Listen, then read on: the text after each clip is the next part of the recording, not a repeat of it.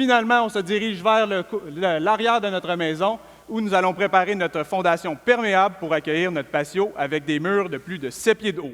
Donc, comme tu as dit, 7 pieds de haut, à peu près 17 pieds de long. On l'a monté en une seule journée avec beaucoup de techniques qu'on va dévoiler cet avant-midi. Donc, allons retrouver ce patio surélevé.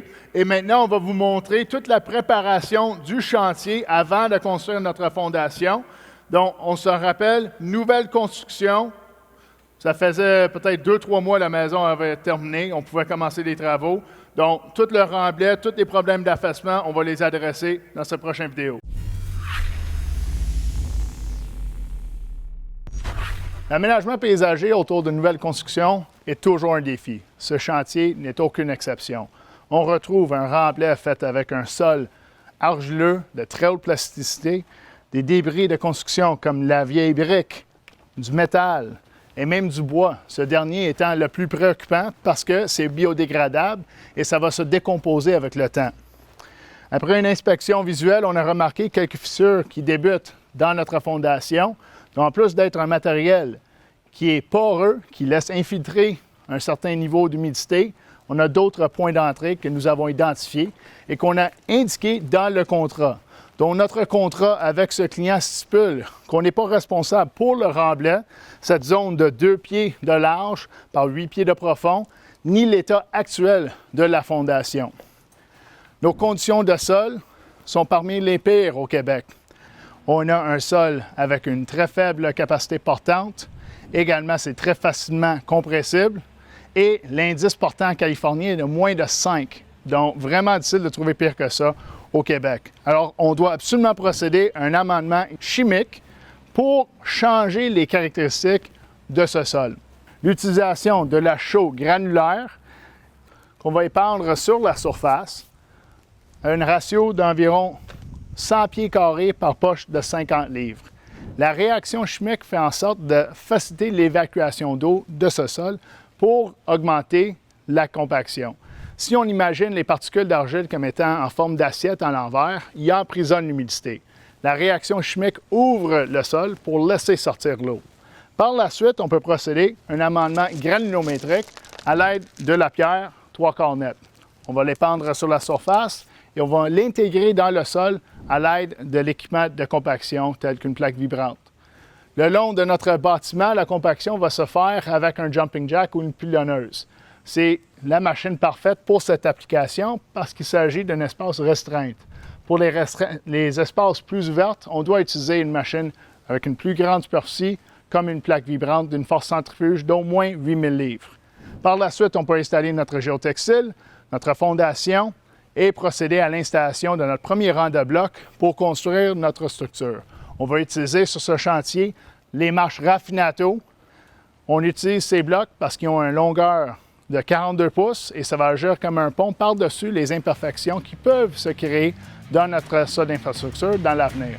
Donc, ça va aider énormément à stabiliser et renforcer toute cette structure.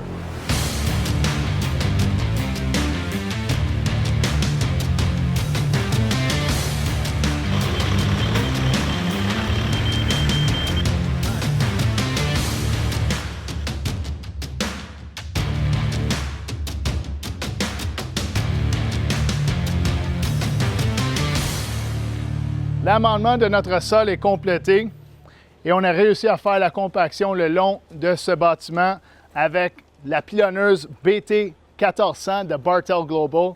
Elle exerce une force de 3000 livres, donc c'est parfait pour cette application. On a identifié au préalable qu'on travaille dans une construction neuve, alors la consolidation du terrain au complet est importante. Pour le faire, on va utiliser la plaque vibrante réversible, le BR 4600 de Bartell Global. Cette machine exerce 10 000 livres de pression et est aussi rapide en avant que de reculons, ce qui nous augmente la productivité.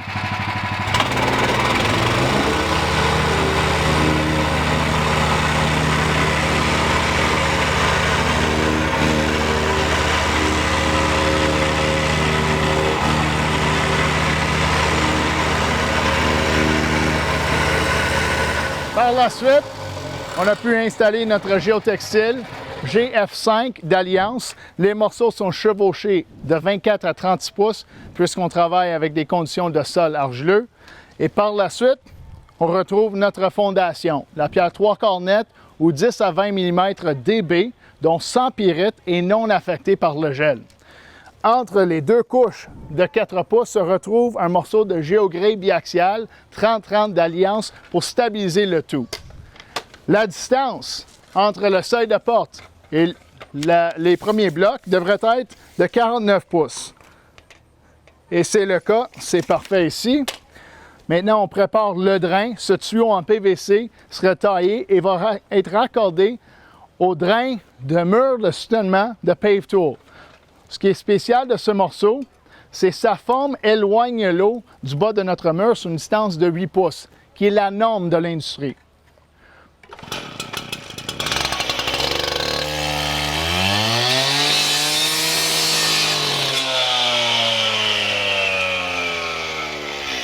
Donc maintenant, on peut raccorder le tout pour assurer d'avoir un bon drainage dans le bas de notre structure surélevée. Ce projet avance tel que prévu. OK? Donc, c'est l'heure de notre premier Teco Quiz. C'est de retour. C'est de retour, oui. Qu'est-ce qu'on fait, Marc? C'est le temps d'ouvrir vos clickers qu'on vous a remis lors de votre inscription.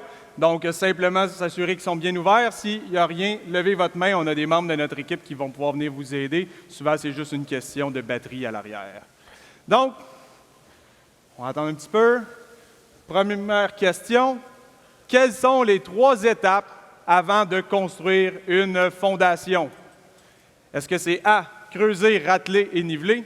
B, identifier, compacter, installer un géotextile? C, compacter, vérifier le nivellement et installer un géotextile?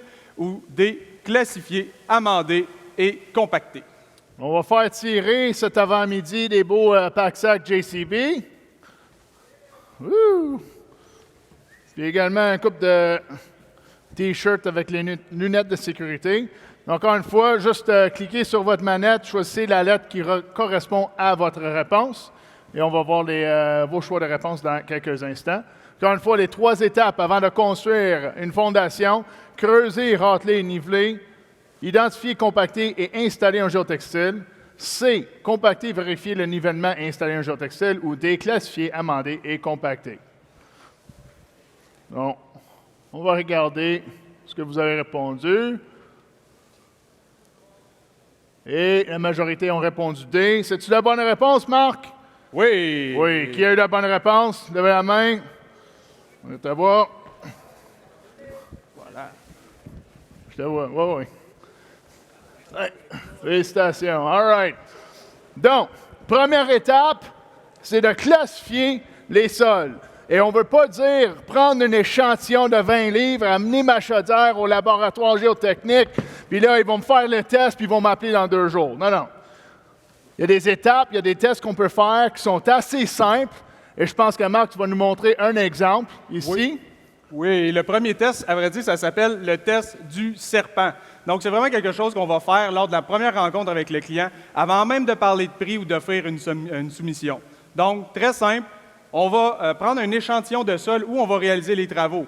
On enlève le topsol, on va vraiment chercher notre sol d'infrastructure et on essaye de former une petite boule, un peu comme celle que j'ai dans mes mains. Si c'est trop sec, on fait juste rajouter un peu d'eau pour qu'elle puisse vraiment se tenir ensemble. Dans le cas de la démonstration, moi, j'ai de la pâte à modeler, mais j'aime mieux appeler ça de l'argile à modeler. Oh! Donc, si on prend notre boule comme ça, et par la suite, on vient juste la rouler sur une surface dure. Si on est en mesure de créer un serpentin qui dépasse la largeur de paume de ma main, comme c'est le cas présentement, ça nous indique que notre sol est très argileux. C'est de la glaise. Donc, ça nous en indique beaucoup sur les étapes qu'on va avoir sur ce projet, qui vont qu'on va avoir de la difficulté à excaver. Également, on va être obligé de faire un amendement chimique et ou granulométrique. On va être obligé d'utiliser un bon géotextile. Et également, on va être obligé d'avoir une fondation qui va être plus épaisse afin d'être en mesure de distribuer les charges sur notre surface sur une plus grande distance sur notre sol d'infrastructure. Alors, si on apprend tout ça en faisant le test, c'est important de le faire avant de sortir la soumission pour notre client. Exactement. Et en plus, c'est un test qui est ultra simple à réaliser.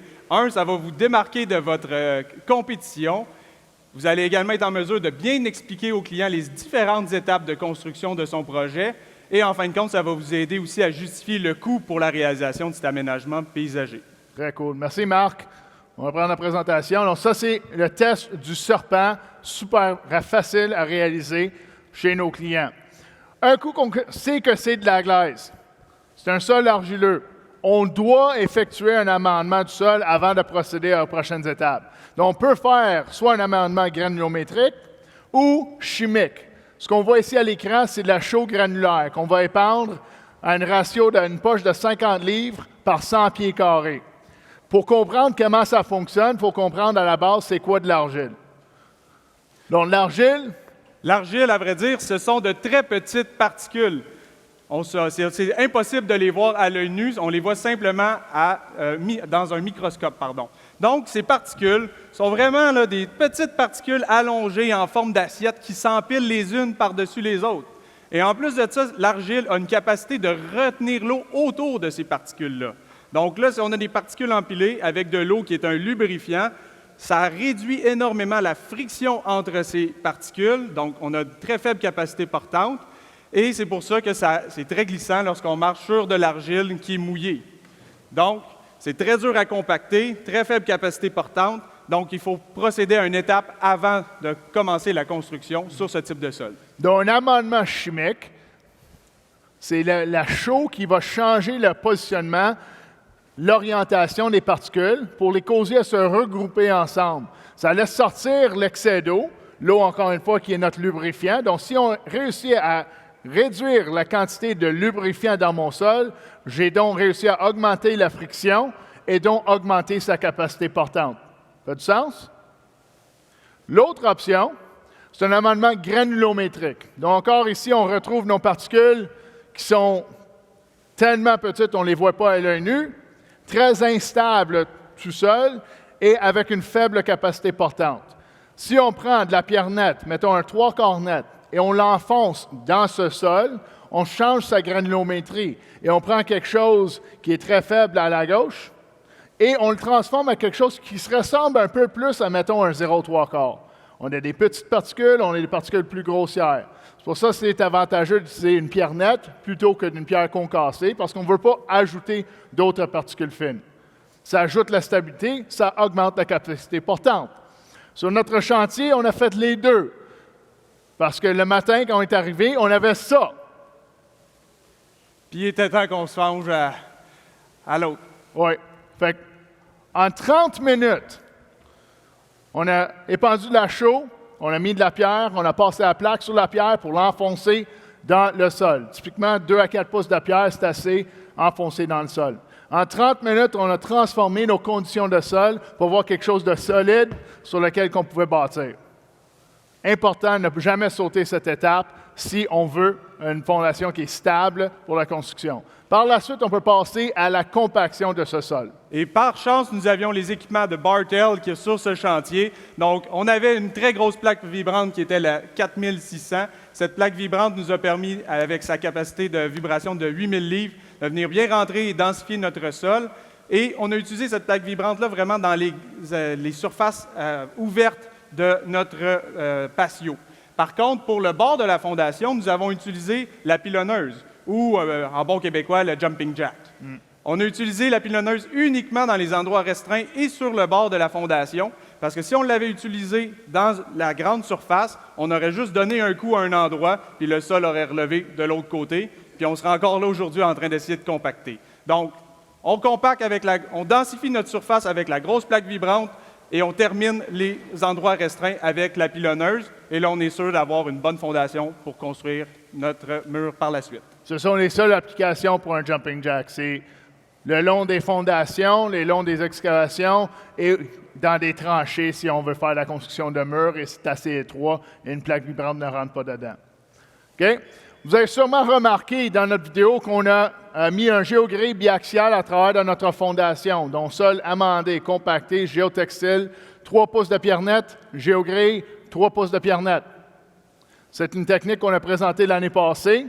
Plusieurs d'entre vous vont se souvenir d'Alex qui se tenait juste là dans une boîte où on avait rempli de pierre nette, de géogrille, et quand on a retiré la boîte, bien, il est resté stable sans bouger. Donc, j'ai vu plusieurs d'entre vous utiliser cette technique cette année, mais davantage d'entre vous devraient prendre les avantages de toute cette fonctionnalité-là quand on l'intègre dans nos fondations. Et pour ceux qui ne savent pas comment ça fonctionne, voici un petit rappel.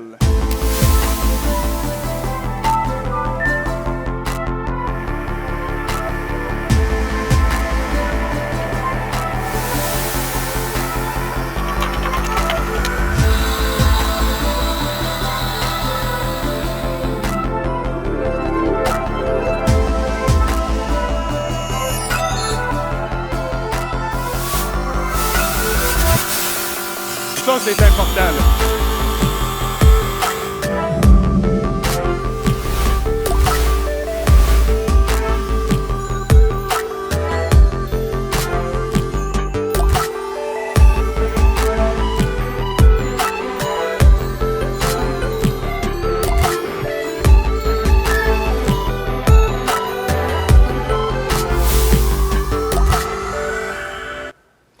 Donc, on a vu comment notre géogrille est en mesure de venir aider à notre fondation. Donc, la géogrille bien tendue va venir confiner les pierres entre ces espaces, ce qui va permettre et éviter, lorsqu'on va avoir une charge sur le dessus de notre pavé, de faire déplacer latéralement ces pierres et cette fondation et en enlever la qualité structurelle. Donc, la géogrille vient tout confiner et vient distribuer plus également la charge sur notre sol d'infrastructure. Si le sol ne peut pas se déplacer latéralement, on ne peut pas avoir un affaissement vertical.